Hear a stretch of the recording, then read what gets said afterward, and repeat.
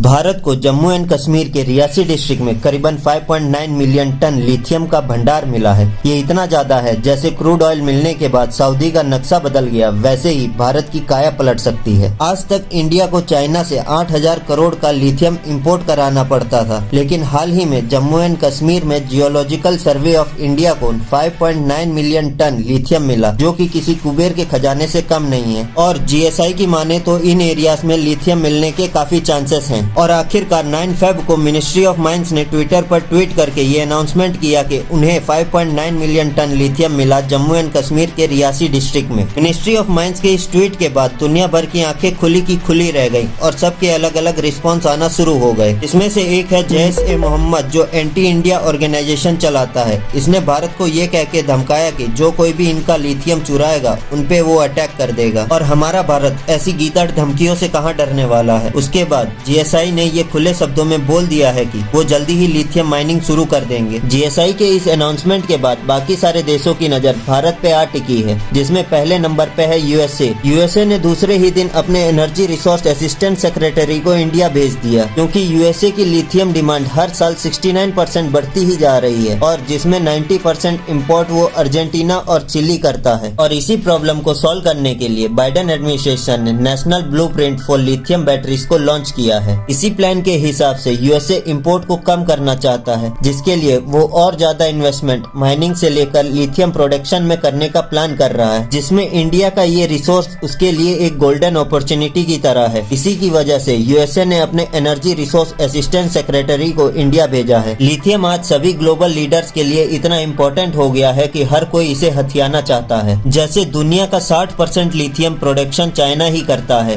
पर इसके बावजूद भी उसकी नजर अफगानिस्तान के लिथियम पर है और वो उसे भी हड़पना चाहता है। रिपोर्ट की माने तो अफगानिस्तान के पास $1 ट्रिलियन का अनट्रैप्ड लिथियम डिपॉजिट है, जिसे अब तक एक्सट्रैक्ट नहीं किया गया और ना ही तालिबान को करना आता है। इसीलिए रसिया यूक्रेन वार के वक्त सभी वर्ल्ड लीडर सिचुएशन को संभालने में लगे थे, तब चाइना के रिप्रेजेंटेटिव तालिबान के साथ डील करने में लगे थे। इससे चाइना का मकसद काफी क्लियर होता है कि किसी भी तरह से लिथियम मार्केट को वो अपने कब्जे में करना चाहता है। अब बात करें कि इतनी सारी सुपर पावर लिथियम के पीछे पड़ी है, तो इसमें ऐसा क्या है जो सबको ये चाहिए। लिथियम की 3 मेन खूबी है जो मिलकर उसे इतना स्पेशल बनाती हैं, और लिथियम को व्हाइट गोल्ड भी कहा जाता है। पहला है लिथियम का लाइट वेट, जो उसे परफेक्ट व्हीकल बैटरी एलिमेंट बनाता है। दूसरा उसका हाईली रिएक्टिव प्रॉपर्टी, जो बेसिकली फास्ट चार्जिंग में मदद करता है। और तीसरा है उसका लो सेल डिस्चार्ज रेट, मतलब बैटरी इससे लंबी टिकती है। और जहाँ तक आपको पता होगा कि लिथियम को इलेक्ट्रिक व्हीकल, लैपटॉप,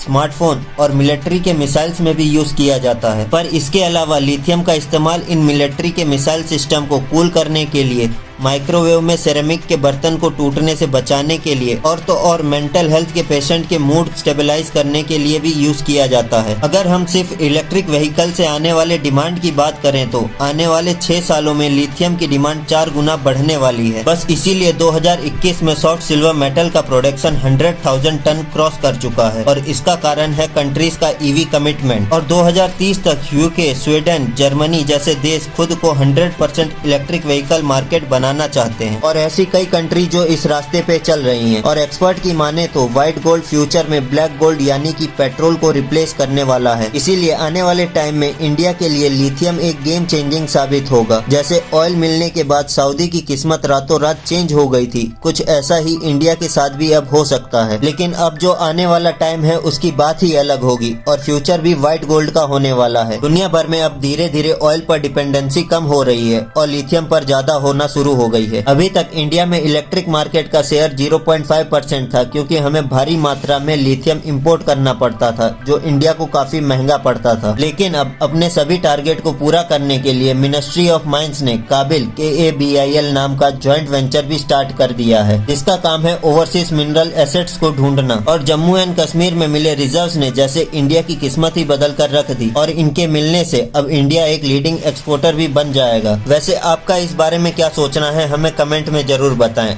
और वीडियो पसंद आई हो तो वीडियो को लाइक और हमारे चैनल को सब्सक्राइब कर लीजिए।